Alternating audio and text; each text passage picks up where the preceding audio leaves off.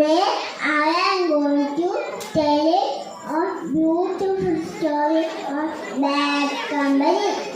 Once a boy in a bad company. He had many bad habits. Their father was very sad. Each time he is best to correct it, but couldn't. One day his father thought it good back to Mary's son. He bought some fresh apples and a rotten one. He came home and gave up fresh apples to his son and told him to put in a basket.